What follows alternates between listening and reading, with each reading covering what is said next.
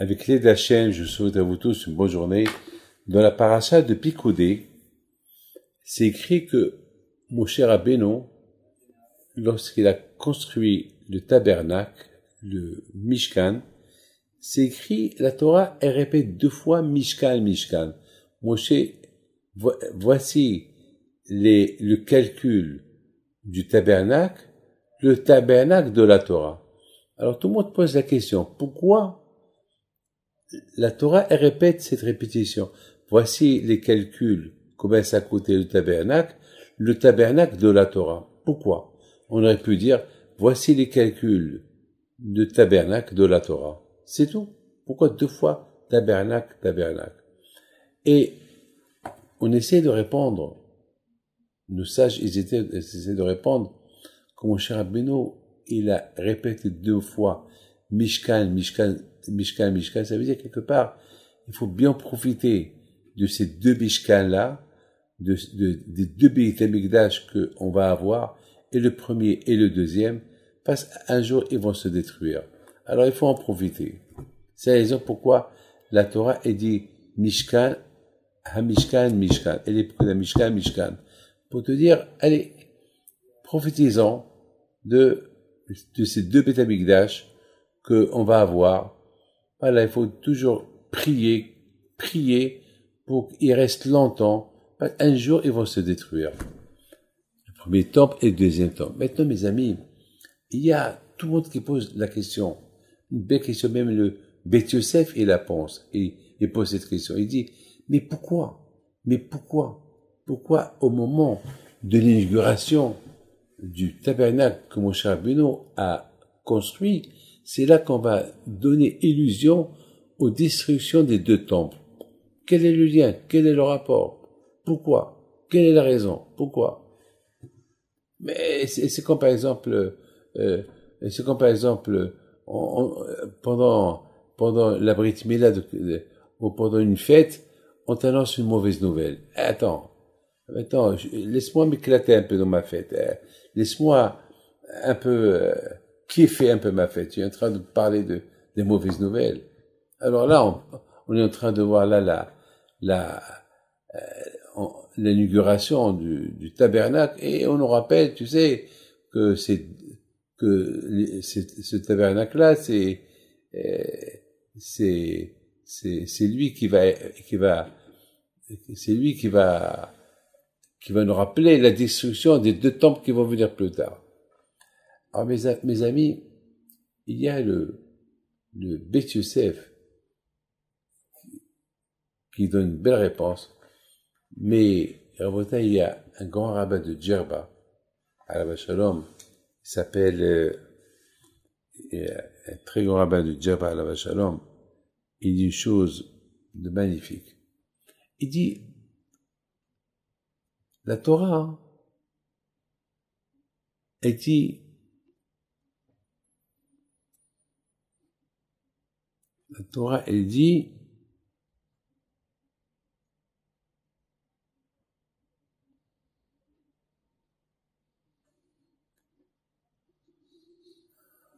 Elle est Pikudei Mishkan, Mishkan Ha'edut, Asher Pukad al Pi Moshe. Voici les calculs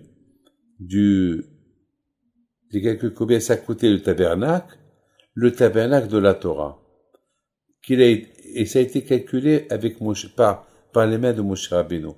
Alors ce grand tzaddik-là, Rabbi Meir Wagani HaKohen de Djerba, qui est l'auteur du livre Me'or Einaim, il pose une belle question. Il dit, mais pourquoi la Torah, elle dit, voici les calculs de tabernacle,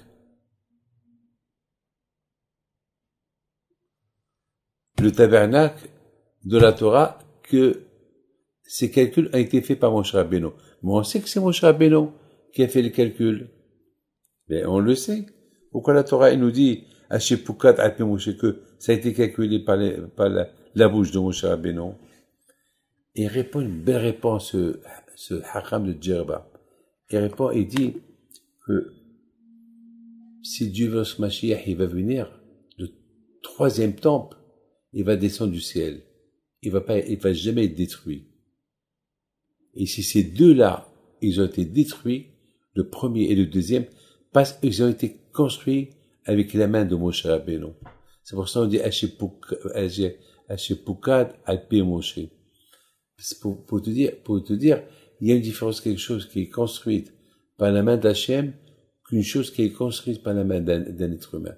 Même quand Moshe Rabbeinu c'était un grand sadique, mais le fait que c'est lui qui a construit, mais le fait que c'est Moshe Rabbeinu, alav shalom, que c'est lui qui a construit le Mishkan, donc à la fin du Mishkan, il va être détruit. Et comme le premier temple a été construit par David Ameller, et le deuxième temple a été construit par Ezra, à la fin, il va être détruit. Mais le troisième, Be'ezat Hashem, le troisième, celui-là, il va être construit par les mains d'Hachem. Celui-là, jamais il va être détruit. Alors, il répond, il dit, c'est la raison pourquoi, dans cette paracha-là, on nous parle de, voici les calculs, combien il a coûté le temple de la Torah. Alors, on a dit pourquoi, deux fois, on nous répète Mishkan. Alors, la réponse, c'est pour faire allusion au premier temple et au deuxième temple, que eux, ils vont être détruits. Pourquoi? Parce que c'est Moshe Rabbeinu, c'est parce que c'est des êtres humains qui les ont construits. Mais le troisième, donc c'est ça la bonne nouvelle, que si Dieu veut le troisième, donc c'est le troisième, alors ça va rester éternellement. D'ailleurs, lorsqu'il y a un mariage, qu'est-ce qu'on fait? On fait le kiddush, et après le kiddush, on prend un verre et on le casse en souvenir de la destruction de Beth Amikdash. Alors la question elle est grande. Comment? Pendant le mariage, on rappelle le Hatan et la Kala, la destruction de Beth Amikdash. Attends, maintenant c'est le mariage. Qu'est-ce qu'on est en train de rappeler? Tisha B'Av? Ah ben, la réponse elle est, comme j'ai répondu souvent, que là on veut donner un conseil au couple. Parce que le jour que le couple se marie, tout est bon. Ils sont heureux, ils sont contents. Ils croient que la vie est facile. Ils savent pas que les problèmes vont commencer une semaine plus tard. Après les 16 jours de Sheva Brachot, c'est là que ils vont être obligés à affronter la vie. Alors, on les rappelle, le temple a été détruit à cause des guerres, à cause de la haine gratuite, à cause des histoires, à cause de la médisance. Alors, maintenant vous allez construire votre foyer, vous allez construire votre maison, la maison de Dieu. Alors, n'oubliez pas, restez en paix. Donc, c'est un conseil qu'on leur donne. Alors, même que c'est le jour de leur bonheur, mais quand même, on leur donne un bon conseil pour, s'ils veulent vraiment être un couple idéal, un couple heureux, qu'ils prennent exemple de la destruction du temple. Voilà, mes amis. Que Hachem vous protège et vous donne à vous tous la santé, bracha be'atzlacha me'keratzon.